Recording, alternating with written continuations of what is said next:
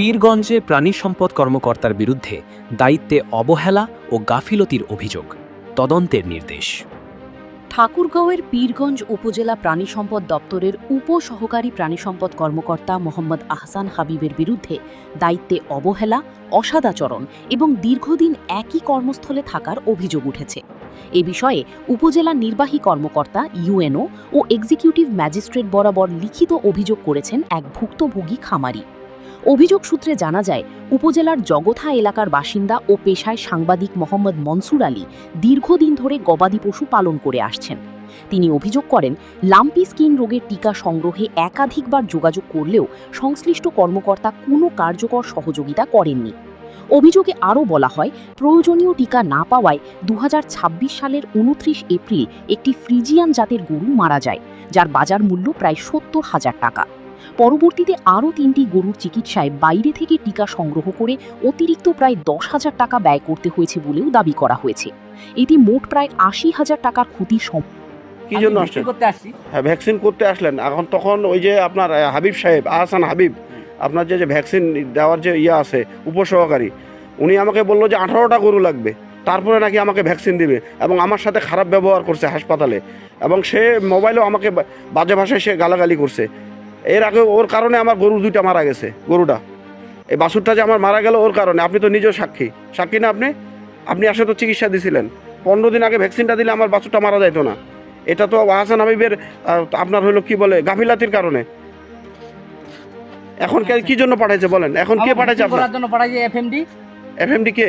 FMD vaccine, খুরা vaccine. হ্যাঁ, খুরা ভ্যাকসিন কে পাঠাইছে আপনার? আহসান হাবিব পাঠাইছে। আর কি বলছে এখন? আমাকে কি বলছে, আপনার ভ্যাকসিন করে দিতে বলছে। আমি ভ্যাকসিন করে দিয়ে টাকা পয়সা নেবেন না, কি করে হলো ওনার সঙ্গে যোগাযোগ করে। আপনি টাকা নেবেন না? না, আমি টাকা আমাকে নিতে মানা করছে। না, সরকারি ফি কয় টাকা আপনার বলেন আপনি আমাকে?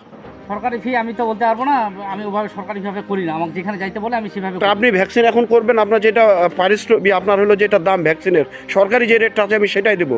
আমি ফ্রি ভ্যাকসিন করবো না, প্রয়োজন আমি বাইরে থেকে কিনে নিব। আপনার করাচ্ছে না তো? ফ্রি করাচ্ছে না, কিন্তু আপনি তো ফ্রি দিয়ে চলে যাচ্ছেন। আপনি টাকা নিতে এসেছেন, ওনার সঙ্গে যোগাযোগ করে দিবেন। উনি কেন আসলো না? ভ্যাকসিনের দায়িত্ব তো উনি আছে, আপনি তো ভ্যাকসিনের দায়িত্বে নাই। এটা আমাকে জবাব দেন। তাহলে আপনি ভ্যাকসিন করিয়েন না, ওনার দ্বারা করিয়েন। হ্যাঁ, উনি কেন আসলো না? আপনাকে কেন পাঠালো? আমাকে পাঠাইছে, আমি করলাম। তাহলে ওনার দ্বারা আপনি করিয়েন। তা আপনি ভ্যাকসিন করে দেন, আপনি টাকা নেন আমার কাছে। না, আমাকে তো মানা করছে নেওয়ার জন্য। কেন টাকা নেবেন না? টাকা নিতে হবে। আপনার যেটা সরকারি ফি, আমি তো সরকারি ফি তো আমি দিবই, কারণ সরকারকে তো আমি করবো না। আর সরকার এটা ভ্যাকসিনের যেটা ফি, এটা আমাকে দিতে হবে। হ্যাঁ, এটা আমি দিব, 6 টাকা লাগে আমি দিব।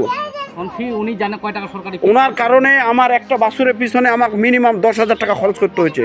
সেই টাকাটা আমি খরচ করছি। এই সামান্য 2-3 হাজার টাকা বা 1,000 টাকা আমি ফি দিব, এটা কোনো ব্যাপার না আমার কাছে। এটা দেবো, কিন্তু ঘটনা হলো উনি যে ব্যবহারটা করছে, আমার সাথে এই ব্যবহার করছে, না জানি আর কারোর সাথে ব্যবহার করছে এরকম। উনি দীর্ঘদিন ধরে এই কর্মসংস্থানে আছে, দীর্ঘদিন ধরে ভ্যাকসিনের দায়িত্বে আছে, এই ধরনের ব্যবহার কেন করে? আমি এই জন্য ইউএলও সাহেবকে আমি কমপ্লেন করছি। এখন আপনি ভ্যাকসিন যদি দেন দাদা, আমি আপনাকে যেটা আপনার ফি সেটা আপনাকে নিয়ে যেতে হবে। যেহেতু উনি নিতে বললেন, আমার যেহেতু ভ্যাকসিন না, হ্যাঁ, আমি টাকা নিতে পারবো না। আমি বাকি ভ্যাকসিন নিব না, কথাটা বুঝেন। ওনার কাছে নিয়েন। উনি কি আসবে? আপনাকে কে পাঠাইছে? উনি আমাকে পাঠাইছে। ইউএলও পাঠায়নি আপনাকে? না, ইউএলও পাঠায়নি। আচ্ছা, ঠিক আছে।